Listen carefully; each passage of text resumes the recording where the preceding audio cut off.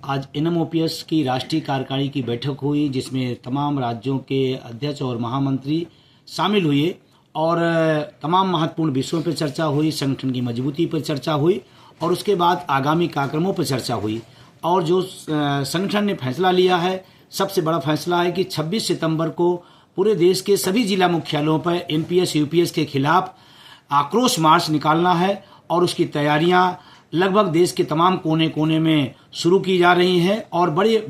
उम्दा तरीके से वो कार्यक्रम होगा। दूसरा जो एक तय किया गया कि 15 दिसंबर को एनएमओपीएस का एक राष्ट्रीय अधिवेशन किया जाएगा और ये अपने आप में बड़ा यूनिक प्रोग्राम होगा, क्योंकि देश के प्रत्येक राज्य से उसमें प्रतिनिधि शामिल होंगे और इससे जो एनएमओपीएस की ताकत है, एनएमओपीएस का जो संघर्ष है, एनएमओपीएस उपलब्धियां हैं, उस राष्ट्रीय अधिवेशन के माध्यम से पूरे देश के सामने, सरकार के सामने जाएगी। और आने वाले उसी राष्ट्रीय अधिवेशन में आने वाले साल में किस तरह से व्यापक आंदोलन, किस तरह से बृहद आंदोलन करके एनपीएस और यूपीएस के खिलाफ पुरानी पेंशन बहाली के समर्थन में कैसे रणनीति बनेगी, उसी अधिवेशन में हम लोग आगे तय करेंगे। और आने वाले समय में जिस तरह का, और मुझे इस बात की बताते हुए खुशी हो रही है कि राष्ट्रीय टीम ने तमाम सारे साथियों को नई टीम में शामिल किया है, मैं उन्हें बधाई देता हूं। और उसके बाद इस बात के लिए मैं आग्रह करता हूं कि आपके जो एनएमओपीएस के संघर्ष हैं, उस संघर्षों की बदौलत 4 राज्यों में पेंशन बहाल हुई है।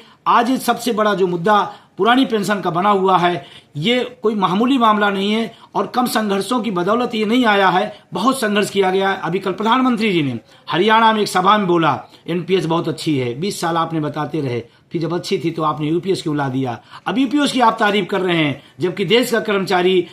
मांग रहा है कि हमें ओपीएस चाहिए। माननीय प्रधानमंत्री जी, आपके जो सूचना तंत्र, या तो वो सूचनाएं सही नहीं दे रहे हैं या सूचना के बाद भी झूठ बोला जा रहा है। एक भी कर्मचारी संतुष्ट नहीं है एनपीएस यूपीएस से और उसका नतीजा यही है कि आज महाराष्ट्र के अंदर शिरडी में वितेश खांडेकर के नेतृत्व में बहुत ही शानदार कार्यक्रम हुआ है और लगातार पूरे देश में किसी न किसी माध्यम से कार्यक्रम चल रहा है। आने वाले समय में हम और मजबूती से इस कार्यक्रम को बढ़ाएंगे और चुनाव जहां जहां है, हमारे राष्ट्रीय कार्यकारिणी का फैसला है कि हम वोट फॉर ओपीएस का अभियान चलाएंगे। और उन राज्यों से मैं कहना चाहता हूं, आप अपने हकों के लिए आप निश्चित रूप से वोट फॉर ओपीएस को ताकत दीजिए, जैसे आपका हक मिले। और तमाम सारी फैसले और हुए हैं, लेकिन आगामी कार्यक्रम में 2 बड़े कार्यक्रम तय किए हुए हैं। उसके बाद राष्ट्रीय अधिवेशन में हम नए साल के कार्यक्रम तय करेंगे। और मैं साथियों से अपील करना चाहता हूं, इस लड़ाई में पद, गुट, विभाग और पदों की सीमाओं से ऊपर उठ करके एनएमओपीएस के कार्यक्रम में सहयोग करें और ज्यादा लोग उसमें भागीदारी निभाएं, जिससे हम लड़ाई को जीत सकें।